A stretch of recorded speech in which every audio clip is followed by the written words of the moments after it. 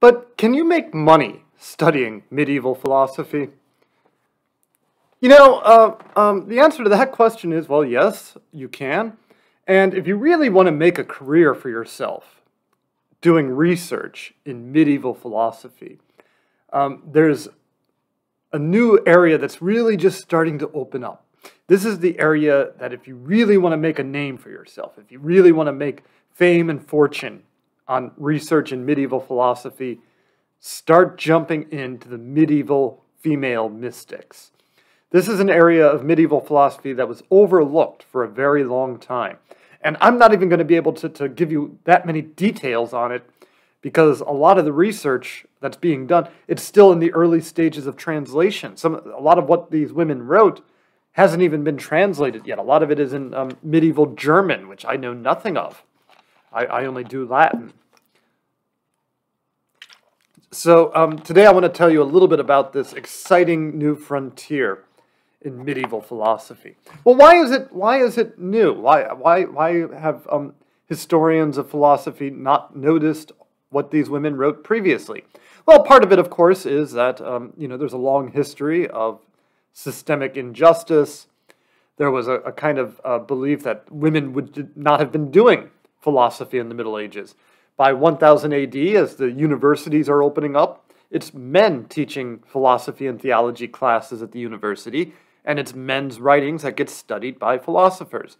Women, if they were educated, they were living in convents, they were nuns, or they were hermits living alone, and they tended to write about visions, mystical visions of the Lord Jesus.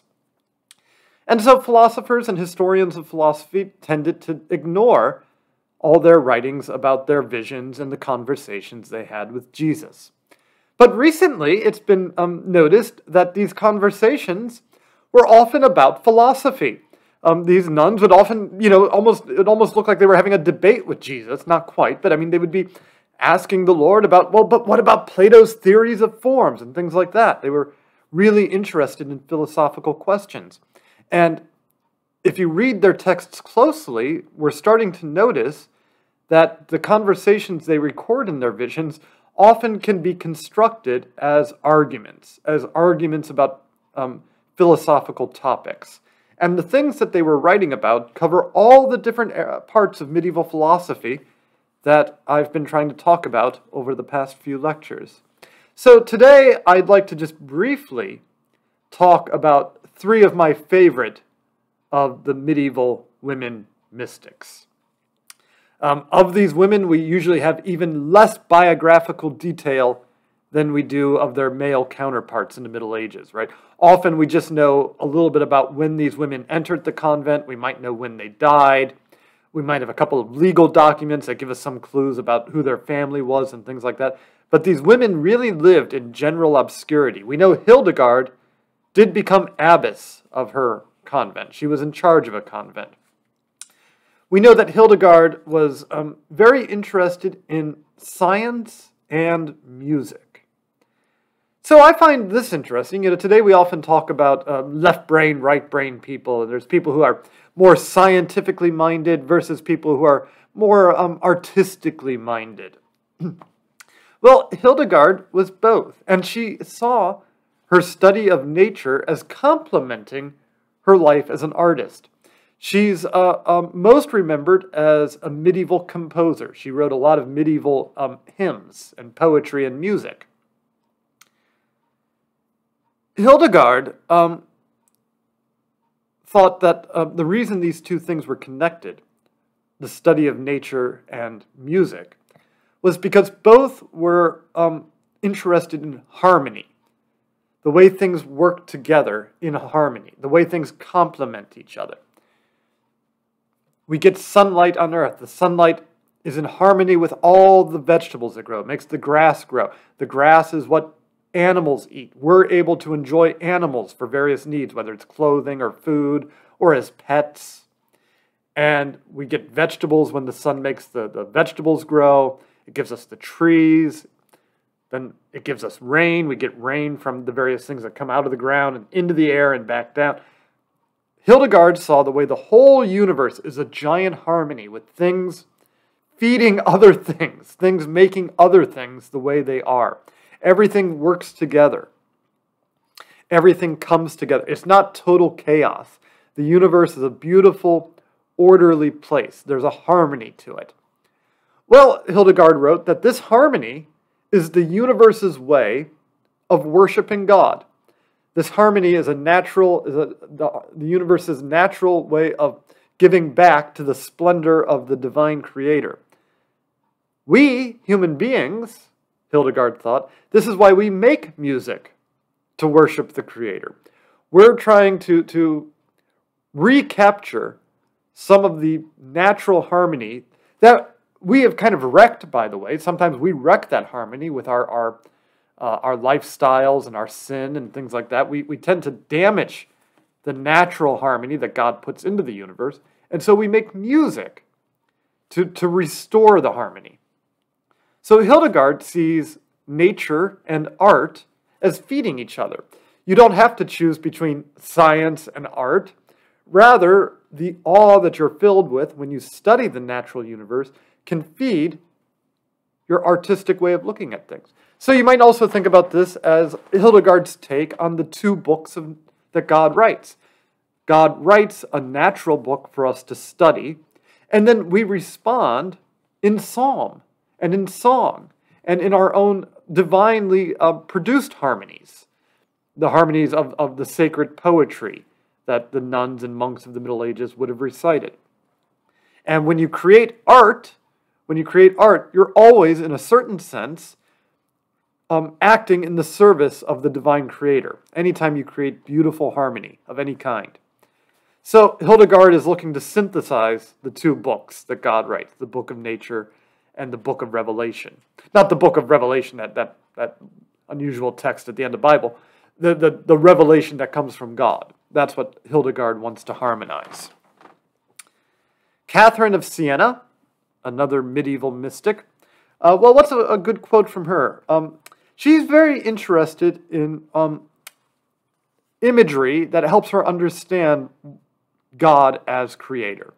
Aquinas, of course, wrote in a very philosophical and metaphysical way about God as creator, when he tries to get us to reflect on notions of change and causality. Catherine of Siena says this, God is, we aren't. God is that which is, you and I are that which isn't. What does that mean? God is and we aren't. What it means is that God has a kind of absolute priority to creation. God alone is self-sustaining and makes anything else that's sustained possible. We are sustained by God's creative activity. God alone isn't in need of being sustained. God alone is. We aren't. Left to ourselves, we would disappear like that if left to ourselves. We are constantly depending on God's creative power to help us who aren't be. By making us to be something instead of nothing, God has brought us that much closer to divinity.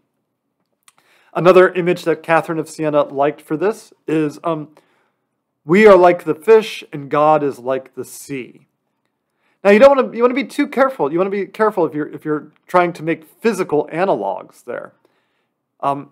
Catherine of Siena is not saying God is the air which we move through or the physical space we move through. That's not how God relates as sea to fish, where we're the fish. No, God is the sea and we're the fish, in the sense that God is what makes any of us possible, any part of us, any part of our life possible. Without the sea, nothing of fish. The sea is what makes fish. The sea has absolute priority to the fish. If there were no sea, there would never be any fish. The sea is the ground which makes fish possible. God is the ground of existence that makes our life in any way possible. The Bible sometimes says God is that by which and in which and through which we have existence. Just as the sea is that by which and through which and in which fish live, God is that by which and in which and through which our existence as anything at all becomes possible. Of course, God's also responsible for the sea and the fish. If the sea is what makes fish life in any way possible, God is what makes existence in any way possible. So Catherine of Siena draws our attention to the ways in which creation is a kind of nothing. Left to itself, it's nothing. It needs God's creative power to bring it to being anything at all. Lastly, Julian of Norwich. This is a medieval mystic. She died in 1416. She was an anchorite. We know very little about her. She lived in a room attached to a church for her whole life. She never left this room. At the end of a day, the village priest would come and collect the bucket that she went to the bathroom in and dispose of it, but she never left her room. She was a true hermit. She's most well known for this quote, "All is well, and all shall be well. All is well, and all shall be well." Julian of Norwich was very concerned with what we might call the problem of evil. The problem of evil. If God, as Aquinas said, if God is responsible for everything, God is what makes everything to be from moment to moment, well, why is there so much bad stuff? Why do things go wrong so often? In our lives, there's suffering. There's things that don't come out right. There's people who do terrible things to themselves. There's people who ruin their lives. And yet, on the classical theist tradition that's dominant throughout the Middle Ages, God makes the universe to be anything at all. God makes the universe from moment to moment to be anything. God is at the root of every change. So, whence suffering? This is a question, Aquinas and Augustine and many medieval thinkers were concerned with this, but especially Julian of Norwich. And Julian of Norwich said, yes, God is at the source of everything, and this is how we can know. We can know that everything will be good. All will be well. And you can see emanationism lurking in the background here. If God is the pure good, if God is goodness itself, responsible for everything, at every chain, every link of the chain of being, well then, somehow, by some mystery, the chain of being must have, at the end of its story, the goodness that is God. And Julian of Norwich even asked God in one of her visions. She said, well, what of hell? What of people in hell? And on this, Julian of Norwich said she received nothing but silence. To that, there was no answer. What about hell? So some people say Julian of Norwich was a universalist. She may have been one of the first people to believe hell is empty of human souls. She may have believed that God would bring every human soul at the end of time into heaven to enjoy the divine goodness of God.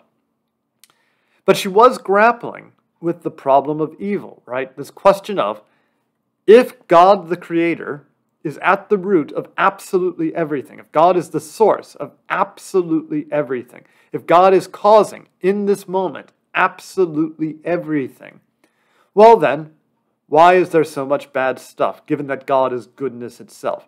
And Julian of Norwich said the only way to account for this, the only way to account for this, is that somehow, at the end of creation's story, when creation's story comes to some sort of end, assuming it will come to some sort of an end, we will see that all is well. Right now, it doesn't make sense how all is well. It's totally baffling to us right now. How the bad stuff, the pandemic and the alt-right and all this shit that's going on sometimes, how could all of that somehow have, in some way, goodness itself as the source of existence? Julian of Norwich says that at the end of the day, when we see what God's created, we'll see that God has created something, a universe, capable of enjoying God's uncreated goodness, God's divinity itself. So I think it's important to recognize that in the Middle Ages, we're starting to see women engaging with philosophy in very important ways. I think that in years to come, the arguments that we're just starting to discover are going to be very important. I think people are going to be confronting them and thinking about them for a long time. Certainly you should think about them in anticipation of the final exam. Okay, let's go on to early modern philosophy.